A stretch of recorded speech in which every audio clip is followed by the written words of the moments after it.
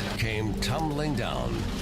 The Castro house, now just a bad memory, as balloons of hope rise from the rubble. Victim Michelle Knight arrived on Seymour Avenue this morning armed with yellow balloons. And she handed them out to neighbors, then released them for those who are still living in their personal hells as her hell was being demolished. 19 Action News reporter Scott Taylor talked to the neighbors, and he joins us now live. I want to show you what's going on right now. You can see that things have slowed down. They have shut things down for tonight. That 24/7 security that we've seen since May 6th is now there with the Sheriff's Department, the Police Department. It will remain there, I believe, tonight. Why everybody was out here on Seymour Avenue watching this house be torn down earlier this morning, I had a totally different view from the backyard. Earlier this year, when I showed you this exclusive video of Ariel Castro's backyard, we got a glimpse into Amanda, Gina, and Michelle's horrible life. Barbed wire on the garage windows, and we now know Castro the monster locked up the three in his car for 3 days in 2005 while he entertained visitors inside his house.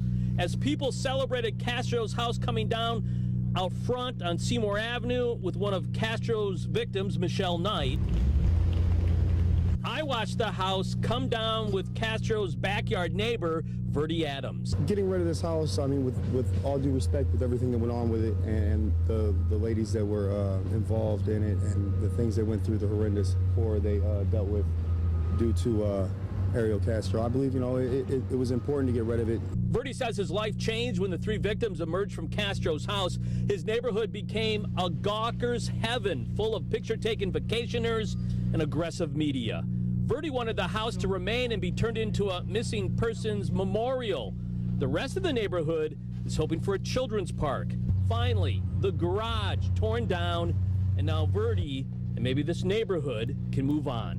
I mean, all in all, if the community sees fit that it gets torn down and you know, it gets erased from this this area, I mean, it's just a stain on Tremont. It's a terrible thing to have had happen, but I mean, it's a harsh reality that these things happen, and it could be anybody. It could be your next door neighbor.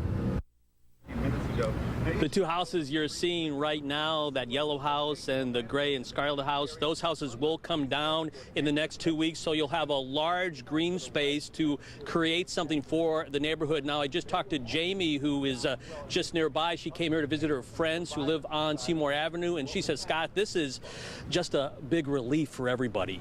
Live in Cleveland, Scott Taylor, 19 Action News.